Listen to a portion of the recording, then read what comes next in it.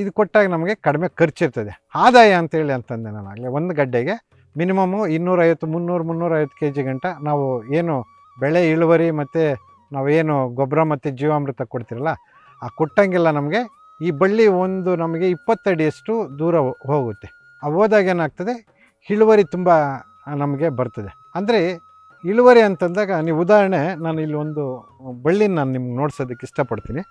ಇವತ್ತು ಈ ಬಳ್ಳಿ ನೋಡ್ತಾಯಿದ್ದೀನಿ ನೋಡಿ, ಇದು ನಮಗೆ ಹೂವು ಥರ ಕಾಣ್ತಾ ಇದೆ ನಿಮಗೆ. ಈ ಬಳ್ಳಿ ಇದು ಹೂವು ಫಸ್ಟು ತೆಳಗಡೆ ಬರುತ್ತೆ, ಹೂವು ಬಿಟ್ಟ ಮೇಲೆ ನಮಗೆ ಗಡ್ಡೆ ಸ್ಟಾರ್ಟ್ ಆಗ್ತದೆ.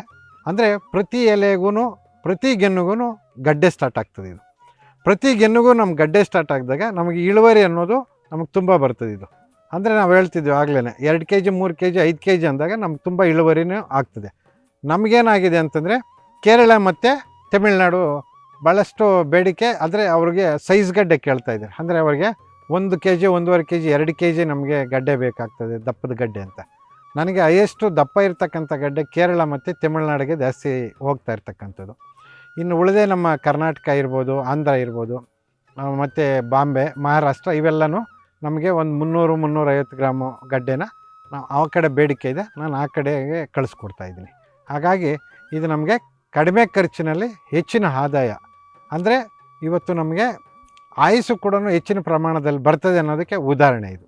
ಯಾಕಂದರೆ ಯಾವುದೇ ರಾಸಾಯನಿಕ ಇಲ್ಲ ಅಂತಂದಾಗ, ಆಮೇಲೆ ಇದೇನಾಗಿದೆ ಅಂತಂದರೆ ಇವತ್ತು ಶುಗರು ಬಿ ಪಿಗಿರ್ಬೋದು ತುಂಬ ಜನ ಬರ್ತಾಯಿದ್ದಾರೆ. ಆಮೇಲೆ ಆಯುರ್ವೇದಿಕ್ ಡಾಕ್ಟರ್ಸ್ ಕೂಡ ಬರ್ತಾಯಿದ್ದಾರೆ, ಬೇರೆ ಬೇರೆ ಕಡೆಯಿಂದ ಒಳ್ಳೊಳ್ಳೆ ರೈತರು ಕೂಡ ಬರ್ತಾಯಿದ್ದಾರೆ.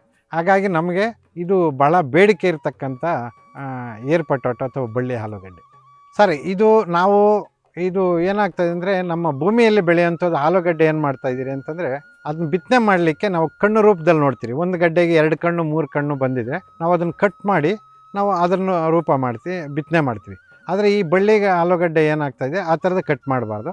ಇದೇನಂದರೆ ಗಡ್ಡೆ ಇರ್ತದಲ್ಲ, ಗಡ್ಡೆಗೆ ಬರ್ತಕ್ಕಂಥದ್ದು ಒಂದೇ ಕಣ್ಣು. ನಾವು 10 ಅಡಿಯಿಂದ 10 ಅಡಿಗೆ ಒಂದು ಗಡ್ಡೆ ನೆಡಬೇಕಾಗ್ತದೆ. ಯಾಕಂದರೆ ಇದು ಬಳ್ಳಿ ತುಂಬ 15ರಿಂದ 20 ಅಡಿ ಬಳ್ಳಿ ಹೋಗೋದ್ರಿಂದ 10 ಅಡಿಗೆ ನಾವು ನಾಟಿ ಮಾಡ್ಕೊಬೇಕಾಗ್ತದೆ. ಒಂದು ಎಕರೆಗೆ ನಾವು ಈಗ ಬೇಕಾಗಿರ್ತಕ್ಕಂಥದ್ದು ಒಂದು 250ರಿಂದ 300 ಗಡ್ಡೆ ಅಂದರೆ ಒಂದು ಎಕರೆಗೆ ನಮ್ಗೆ ಸಾಕು. ಮತ್ತು ಇದರ ವಿಶೇಷ ಇನ್ನೊಂದು ಏನು ಅಂದರೆ, ಒಂದು ಸರಿ ನಾವು ಗಡ್ಡೆ ನಾಟಿ ಮಾಡಿದ ಮೇಲೆ ಮತ್ತೆ ನಮಗೆ ಗಡ್ಡೆ ಬಳ್ಳಿ ಹೋಗಿ ಮತ್ತೆ ಹಾರ್ವೆಸ್ಟ್ ಮಾಡ್ತೀರಿ, ಮತ್ತು ನಾವು ಒಂದು ಹಂತ ಮುಗಿದ ಮೇಲೆ ತಿರುಗಿ ಮತ್ತೆ ನಾವು ಗಡ್ಡೆ ನಾಟಿ ಮಾಡೋಂಗಿಲ್ಲ. ಒಂದು ಸರಿ ನಾವು ಗಡ್ಡೆ ನಾಟಿ ಮಾಡಿದರೆ ಮತ್ತೆ ಬರ್ತಾನೆ ಇರ್ತದೆ, ನಾವು ಕೊಯ್ತಾ ಇರ್ತೀವಿ. ಡಿಸೆಂಬರಿಗೆ ಕ್ಲೋಸ್ ಆಗ್ತದೆ ಗಡ್ಡೆ. ಅಂದರೆ ನಾವು ಬಿತ್ತನೆ ಮಾಡಿರ್ತಕ್ಕಂಥ ಗಡ್ಡೆ ಭೂಮಿಯಲ್ಲೇ ಇರ್ತದೆ. ಎಷ್ಟೇ ಮಳೆ ಬಿಸಿಲು ವೆದರು, ಯಾಕಂತಂದರೆ ಇವತ್ತು ನಾವು 38ರಿಂದ 40ವರೆಗೂ ನಾವು ಬೇಸಿಗೆ ಟೈಮಲ್ಲಿ ನೋಡ್ತೀವಿ ವೆದರು. ಆದ್ರೂ ಕೂಡ ಆ ಗಡ್ಡೆ ಒಳಗಡೆನೇ ಇರ್ತದೆ, ಯಾವುದೇ ಕೊಳಿಯಲ್ಲ.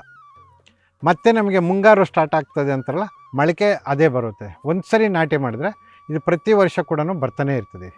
ಒಂದು ಎಕರೆಗೆ ನಮಗೆ ಒಂದು 250ರಿಂದ 300 ಗಡ್ಡೆ ನಾವು ನಾಟಿ ಮಾಡ್ತೀವಿ ಒಂದು ಎಕರೆಗೆ. ನಮಗೆ ಈಗ ಸಸಿ ಅಂತಂದಾಗ ಏನಾಗ್ತದೆ ಅಂದರೆ, ನಾವು ಗಡ್ಡೆ ಅಂದರೆ ಇವತ್ತು ನಾವು ಕೆ ಜಿ ಲೆಕ್ಕದಲ್ಲಿ ನಾವು ಗಡ್ಡೆ ಕೊಡ್ತೀವಿ.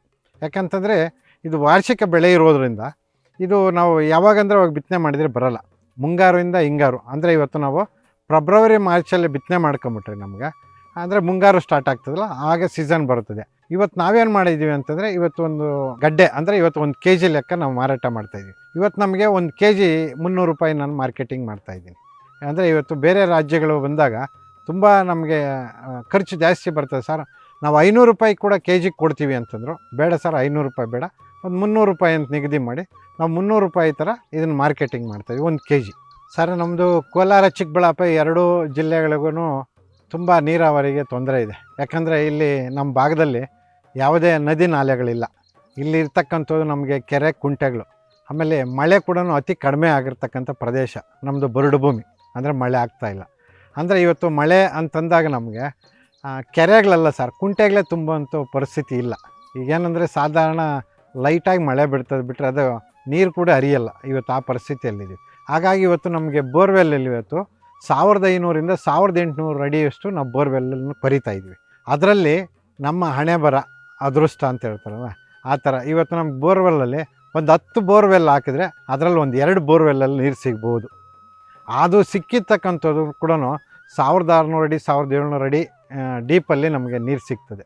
ಅದರಲ್ಲಿ ಕೂಡ ಬರ್ತಕ್ಕಂಥದ್ದು ಅರ್ಧ ಇಂಚು 3/4 ಇಂಚು ನೀರು ಬರ್ತದೆ. ಅದೇನಾದರೂ ಪ್ರೆಷರ್ ಇರಲ್ಲ. ಹಾಗಾಗಿ ನಾವೇನು ಮಾಡ್ತಾಯಿದ್ವಿ ಅಂತಂದರೆ, ನಾವೊಂದು ತೊಟ್ಟಿ ಥರ ಮಾಡಿ ಅದಕ್ಕೆ ಪೇಪರ್ ಹಾಕಿ ಅದನ್ನೆಲ್ಲ ಡಂಪ್ ಮಾಡ್ತೀವಿ ಅದಕ್ಕೆ. ಆಮೇಲೆ ಅದರಿಂದ ಮೋಟ್ರಿಟ್ಟು ಮತ್ತೆ ಇಲ್ಲಿ ಹನಿ ನೀರಾವರಿ ಪದ್ಧತಿ ನಾವು ಮಾಡಿಕೊಂಡು ಹನಿ ನೀರಾವರಿ ಪದ್ಧತಿಯಲ್ಲಿ ನಾವು ಏನು ಬೆಳೆಗಳನ್ನು ಬೆಳೀತಾ ಇದ್ವಿ. ಅದೇನಾಗಿದೆ ಅಂದರೆ ಇವತ್ತು ಡೀಪಿಂದ ನೀರು ಬರತಕ್ಕಂಥದ್ದು ಕ್ಲೋರೈಡ್ ಜಾಸ್ತಿ ಇದೆ. ಅಂದರೆ ನಾವು ಕುಡಿಲಿಕ್ಕೂ ಕೂಡ ನೀರು ಆಗಲ್ಲ, ಅಷ್ಟು ಕ್ಲೋರೈಡ್ ಇದೆ. ಆಮೇಲೆ ಬರ್ತಕ್ಕಂಥ ಉಪ್ಪು ಸ್ವಲ್ಪ ಜಾಸ್ತಿ ಇದೆ. ಇವತ್ತೇನಾಗಿದೆ ಆರೋಗ್ಯದ ಮೇಲೆ ಭಾಳಷ್ಟು ಪರಿಣಾಮ ಬೀರ್ತಾ ಇದೆ. ಆಗಲೂ ಶುದ್ಧ ನೀರಿನ ಘಟಕಗಳನ್ನು ಪ್ರತಿ ಹಳ್ಳಿಗಳಲ್ಲೂ ಮಾಡಿಕೊಂಡು ಆ ನೀರನ್ನು ಉಪಯೋಗಿಸ್ತಾ ಇದ್ವಿ. ಈಗ ಕ್ಲೋರೈಡ್ ನೀರನ್ನೇ ನಾವು ತೋಟಕ್ಕೂ ಕೂಡ ಕೊಡ್ತಾಯಿದ್ವಿ, ಅಂದರೆ ಸ್ಲೋ ಪಾಯ್ಸನ್. ಆದರೆ ಮುಂದಿನ ಜನ್ರೇಷನ್ಗೆ ಭಾಳಷ್ಟು ಕಷ್ಟ ಆಗ್ತದೆ. ಇವತ್ತು ಪ್ರತಿ ಹನಿ ನೀರಾವರಿಗೂ ಭಾಳ ಕಷ್ಟಪಡುತ್ತದೆ. ಆಮೇಲೆ ಜೊತೆಗೆ ಏನಂತಂದರೆ ಇವತ್ತು ನಮಗೆ ಕರೆಂಟು ಒಂದು ದಿನಕ್ಕೆ 24 ಗಂಟೆಗೆ 7 ಅವರ್ ಕೊಡ್ತಾರೆ. ಅಂದರೆ ಇವತ್ತು ನಮಗೆ ಮಾರ್ನಿಂಗು ಒಂದು 4 ಅವರ್ ಕೊಡ್ತಾರೆ, ನೈಟ್ ಒಂದು 3 ಅವರ್ ಕೊಡ್ತಾರೆ. ಆದರೆ ಕರೆಂಟು ಹೋಗಿ ಬರ್ತಾ ಇರ್ತದೆ. ಮತ್ತು ರಾತ್ರಿ ಕೆಲವೊಂದು ಸಮಯ ಬೇಸಿಗೆ ಸಮಯದಲ್ಲಂತೂ ಭಾಳ ಕಷ್ಟ ಪರಿಸ್ಥಿತಿ. ಯಾಕಂದರೆ ಸಂದರ್ಭ ರಾತ್ರಿ ಟೈಮು ಕೂಡ ನೀರು ಓಡಿಸ್ಬೇಕಾಗ್ತದೆ. ಬ್ಯಾಟ್ರಿಗಳು ಇಟ್ಕೊಂಡು ಬಂದು ನೈಟ್ ಟೈಮು, ಯಾಕಂದರೆ ಡೇ ಟೈಮು ಸ್ವಲ್ಪ ನೀರು ಕೊಟ್ಟಾಗ ಬಿಸಿಲು ವೆದರ್ ಜಾಸ್ತಿ ಇರ್ತದೆ, 40 ಟೆಂಪ್ರೇಚರ್ ಇದ್ದಾಗ ಆವಿ ಆಗೆಲ್ಲ ಹೋಗ್ಬಿಡ್ತದೆ ಅಂದ್ಬಿಟ್ಟು ರಾತ್ರಿ ಟೈಮು ಸ್ವಲ್ಪ ಕೂಲಾಗಾದರೂ ಇರ್ತದೆ, ಸ್ವಲ್ಪ ನೀರು ತಗೊಳ್ತದೆ ಅಂಥೇಳಿ ಆ ರಾತ್ರಿ ಟೈಮ್ ಬಂದು ಬ್ಯಾಟ್ರಿಗಳು ಹಾಕ್ಕೊಂಡು ಹೋಗುವಂಥದ್ದು. ಇವತ್ತು ಹಾವು ಚೇಳು ಭಾಳಷ್ಟು ಪರಿಸ್ಥಿತಿ, ಕಷ್ಟದ ಪರಿಸ್ಥಿತಿಯಲ್ಲಿ ಇವತ್ತು ನಮ್ಮ ರೈತ ಜೀವನ ಅಷ್ಟು ಕಷ್ಟ ಇದೆ. ಆದರೆ ಅಷ್ಟು ಸ್ವಲ್ಪ ಅದರಲ್ಲೂ ನಮ್ಮ ರೈತರು ಭಾಳಷ್ಟು ಕಷ್ಟಪಟ್ಟು ಬೆಳೆಗಳನ್ನು ಬೆಳೀತಾ ಇದ್ದಾರೆ, ಎಲ್ಲ ಥರದ ಬೆಳೆಗಳನ್ನು ಬೆಳೀತಾ ಇದ್ದಾರೆ.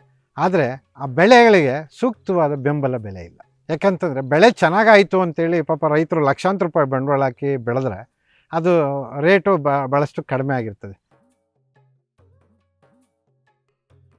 ಸರ್, ಈಗ ಹಿಂದೆ ಇರತಕ್ಕಂಥದ್ದು ರೋಗಗಳು ಮತ್ತು ಈಗ ಬರ್ತಕ್ಕಂಥ ರೋಗಗಳು ಭಾಳಷ್ಟು ಇದೆ ಸರ್. ಈಗ ಭಾಳಷ್ಟು ಕೀಟ ಮತ್ತು ರೋಗ ಬಾಧೆಗಳು ತುಂಬ ಇದೆ. ಆದರೆ ಏನಾಗಿದೆ ಅಂದರೆ ಈಗಲೂ ಪೆಸ್ಟಿಸೈಡ್ ಅಂದರೆ ರಾಸಾಯನಿಕ ಜಾಸ್ತಿ ಸ್ಪ್ರೇ ಮಾಡ್ತಕ್ಕಂಥದ್ದು ನಡೀತಾ ಇದೆ. ಯಾಕಂದರೆ ಆ ರೋಗ ನಿಯಂತ್ರಣ ಮಾಡಲಿಕ್ಕೆ ಆಗ್ತಾಯಿಲ್ಲ. ಹಾಗಾಗಿ ಇಲಾಖೆಗಳು ಕೂಡ ರೈತರಿಗೆ ಬಂದು ಮಾಹಿತಿ ಕೊಡ್ತಾಯಿದ್ದಾರೆ. ರೈತರು ಕೂಡ ಅದನ್ನು ಗಮನದಲ್ಲಿಟ್ಕೊಂಡು ತಗೊಳ್ತಾ ಇದ್ದಾರೆ.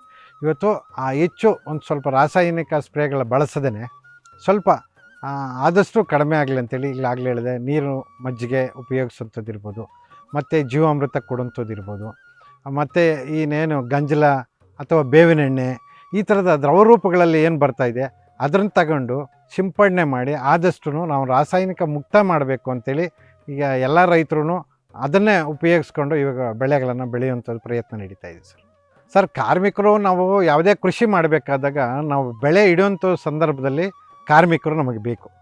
ಅದಾದ ನಂತರ ಮನೆಯಲ್ಲೇ ಒಂದು 2-3 ಒಟ್ಟು ಕುಟುಂಬಗಳಿದ್ದರೆ ನಡೀತಾ ಇರ್ತದೆ, ಇಲ್ಲಾಂದರೆ ನಾವು ತಗೊಳ್ಬೇಕಾಗ್ತದೆ.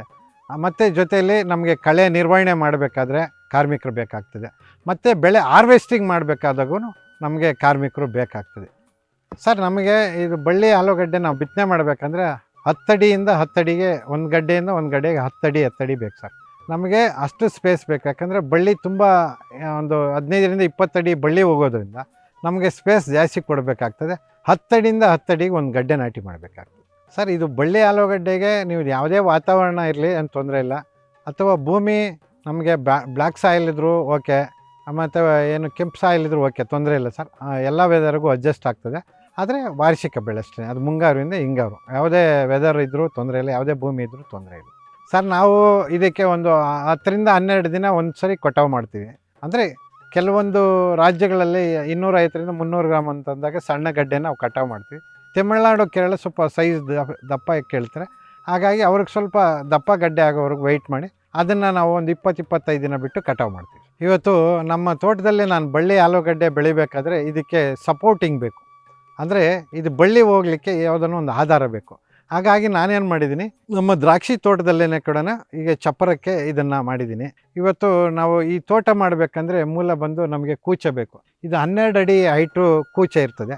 ಮತ್ತು ಈ ಸಪೋರ್ಟಿಂಗು ನಾವು ಆ ಕಡೆ ಒಂದು ಸಪೋರ್ಟಿಂಗ್ ಅಂದರೆ ಕೂಚ ಬೀಳಬಾರ್ದು ಅಂತೇಳಿ ಸಪೋರ್ಟ್, ಅದು 12 ಇರುತ್ತೆ ಹೈಟ್. ಇದು 12 ಅಡಿ ಇದೆ.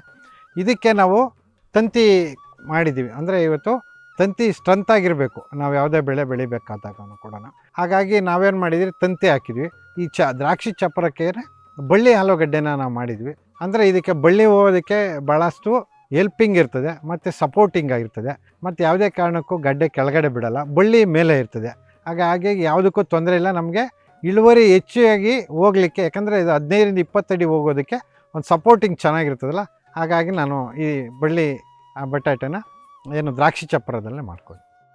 ಕರ್ನಾಟಕ ನ್ಯೂಸ್ ಬೀಟ್ ನಮಗೆ ಕರೆ ಮಾಡಿ ನಮ್ಮ ತೋಟಕ್ಕೆ ಬಂದು ನಮಗೆ ಖುಷಿ ಏನು ಅಂತಂದರೆ ನಾವು ಎಲೆ ಮರದ ಕಾಯಿಯಾಗಿ ನಾವು ಕೆಲಸ ಮಾಡ್ತಾಯಿರ್ತೀವಿ.